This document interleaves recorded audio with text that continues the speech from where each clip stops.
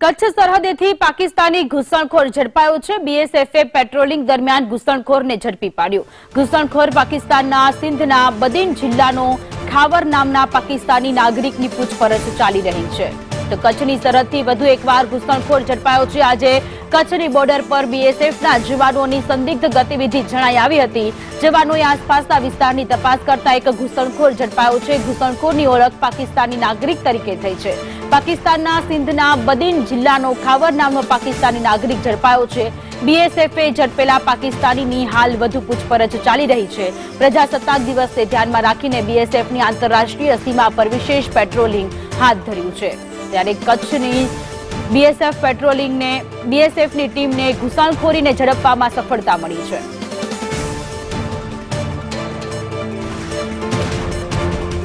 તો ખાવર નામના પાકિસ્તાની નાગરિકની અત્યારે પૂછપરછ ચાલી રહી છે। વધુ એક પાકિસ્તાની ઘૂસણખોર કચ્છથી ગુજરાતમાં ભારતમાં પ્રવેશતો હોવાની કંઈક ગતિવિધિ બીએસએફના કાને પડી હતી અને બીએસએફની ટુકડી દ્વારા તૈયારીઓ કરવામાં આવી। બીએસએફની ટુકડીએ સર્ચ કરતા આ ઘૂસણખોર ઝડપાયો છે।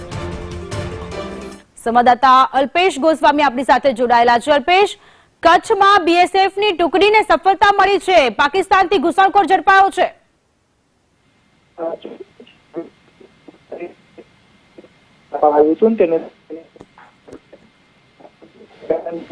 पाकिस्तानी